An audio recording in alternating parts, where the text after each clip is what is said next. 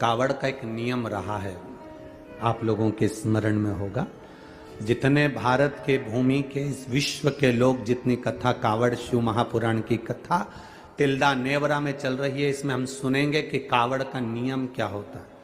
कावड़ का जल किस जगह पर रख दिया जाए लाकर थोड़ा सा कि जीवन में कभी संपदा की कमी ना हो जिंदगी में। कावड़ का एक नियम होता है कि कावड़ को ये कंधे से ये कंधे पर रखना है तो सिर के ऊपर से कभी नहीं लिया जाता। कावड़ का एक नियम है। कावड़ को इस कंधे से इस कंधे पर लाना है तो सामने से लाया जाता है, पीछे से लाया जाता है, पर सिर पर से बार कर उसको वापिस नहीं लाते हैं। सिर पर से बार कर।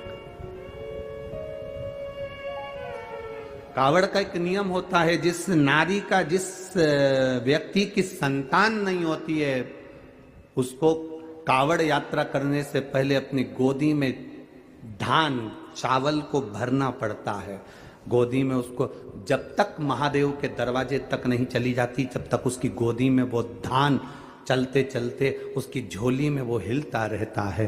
कावड़ का जल उसके कंधे पर रहता है और जब वो कावड़ जिसकी औलाद नहीं संतान नहीं, जब वो कावड़ का जल महादेव को चढ़ाती है तो पहले जल समर्पित करने के बाद फिर चावल के दाने बाबा के उस शिवलिंग पर समर्पित करती है कि बाबा मेरी गोदी में तू यहाँ तक लेकर आया है, ये गोदी खाली मत छोड़ना, मेरी गोदी भर देना, भले 25 साल हो गए।